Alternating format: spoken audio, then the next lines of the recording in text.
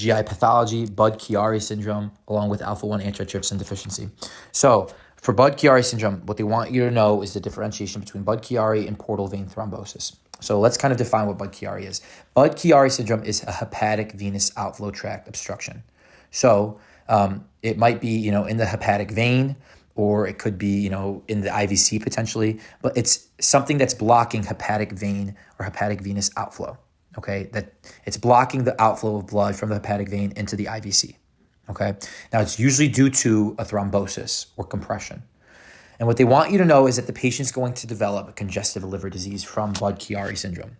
The reason behind that is because if you think about it, in Budd-Chiari syndrome, let's say there's a thrombosis in the hepatic vein. Well, the blood isn't going to be able to drain into the IVC, so it's going to back up in the hepatic vein and into the liver. You're going to get liver congestion, and then it's going to back up into the portal system and potentially, cause the issues that we see in portal hypertension, right? So that's why it causes congestive liver disease, because it backs up into the liver and causes congestion. Now, Budd-Chiari, you're going to see hepatomegaly, right? Because of that liver congestion. And the reason that's important is because they like to compare it to portal vein thrombosis. Portal vein thrombosis is a little different. It's a thrombosis that occurs in the portal vein before you even get to the liver. So the patient will not have hepatomegaly. They're going to have all signs of liver failure without the actual failure of the liver. Does that make sense? Because the thrombosis is occurring in the portal vein. It has nothing to do with liver abnormality. So the patient's going to present with abdominal pain. They can have splenomegaly because of congestion before the portal vein. You can have gastric varices, right? You can have all those presentations of liver failure. You can have bleeding, but when you take a liver biopsy, it will be normal. Liver biopsy will be normal in portal vein thrombosis because in portal vein thrombosis, the obstruction is occurring before the liver. So you're going to have all the signs and symptoms of liver failure without any liver failure. So you're going to have a normal biopsy, okay, of the liver. Very important, very high yield to know that difference. Budd-Chiari, on the other hand, it's going to involve congestive liver disease, okay?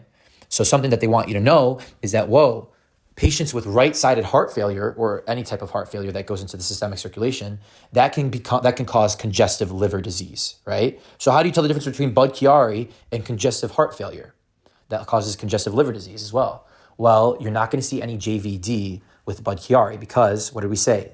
The obstruction is occurring near the hepatic venous outflow tract. So it's not going to cause any JVD, jugular venous distension, okay? Now, lastly, portal hypertension. Okay, so portal hypertension is going to be seen in alcoholic liver disease. It could be caused by portal vein thrombosis, which we just discussed. It can cause splenomegaly, right, because it backs up and causes congestion via the portal system. And it can cause congestion of blood in the spleen, which leads to expansion of the red pulp. So because of that congestion in the spleen, you can have expansion of the red pulp, and that is caused by portal hypertension. Anything that causes portal hypertension is going to potentially cause expansion of the red pulp at the splenic level. Okay, that's just something small that I had to throw in there because obviously these are things that can cause, splenomegaly. All right, but main differentiator between Budd-Chiari and portal vein thrombosis is that there's no hepatomegaly and portal vein thrombosis because the obstruction is before the liver. And in Budd-Chiari, there is hepatomegaly causing congestive liver disease because the obstruction is after the liver. So all the blood's going to kind of flow back and get stuck. Now, next is going to be alpha-1 antitrypsin deficiency. So first off, what is alpha-1 antitrypsin? So what happens is, specifically when we're talking about it in the lungs, let's say that you're a smoker and you inhale smoke. Well, that smoke is going to cause damage and it's going to be sensed as a foreign invader within our body. And so our body responds to foreign invaders and damage with our immune system. And so the first responders are our neutrophils. And what neutrophils are going to do, they're going to come and try to clean up the system. But while trying to clean up the system, they're going to release, like this elastase, okay? It's just elastase, which causes breakdown of just elastin in the lungs, okay? So it's kind of like a protease. It breaks down proteins. And our body understands that that's going to happen. So to protect our body from this, we have this thing known as alpha-1 antitrypsin, which blocks this protease, okay? Which is produced by the neutrophils. Well, guess what?